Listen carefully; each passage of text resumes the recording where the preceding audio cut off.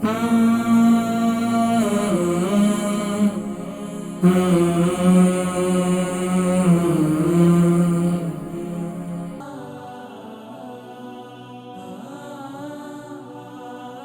علیکم ورحمۃ اللہ وبرکاتہ. جی بہن, جی آپ کی عمر کتنی ہے؟ میری 63.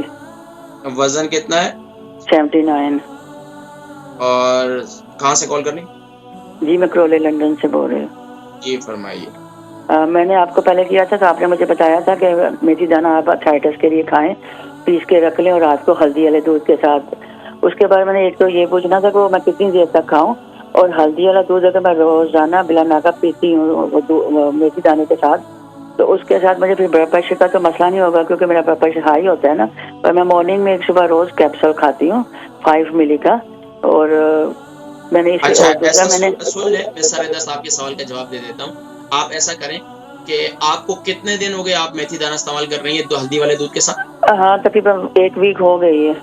1 ویک ہو گئی ہے. الحمدللہ. کیا محسوس کر رہی ہیں آپ؟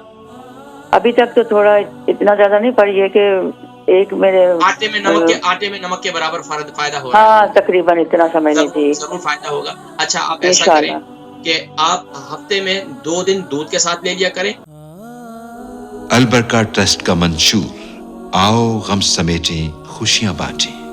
البرکہ ویلفیئر ٹرسٹ انٹرنیشنل نے پیدائش کی خوشی سے لے کر موت کی غمی تک انسانی ضروریات کو مد نظر رکھتے ہوئے یتیموں, بیواؤں, بے سہاروں, ضرورت مندوں اور سفید پوشوں کی مدد کو عبادت سمجھتے ہوئے اس عظیم فریضے کو سر انجام دے رہی ہے. سندھ اور بلوچستان میں البرکہ ٹرسٹ آپ کی زکوٰۃ, عطیات اور صدقات کی بدولت انہیں تنہا نہیں چھوڑتا, اور ان کی ضروریات کو پورا کرنے کی ہر ممکن کوشش کی جاتی ہے. ماہانہ ڈور ٹو ڈور فوڈ پیکس کی فراہمی کے ساتھ ساتھ رمضان المبارک میں ہزاروں مستحقین کے لیے اسپیشل فوڈ پیکس سحر و افطار کا اہتمام کیا جاتا ہے. آپ بھی اپنی زکوٰۃ البرکہ ٹرسٹ کو دیجیے.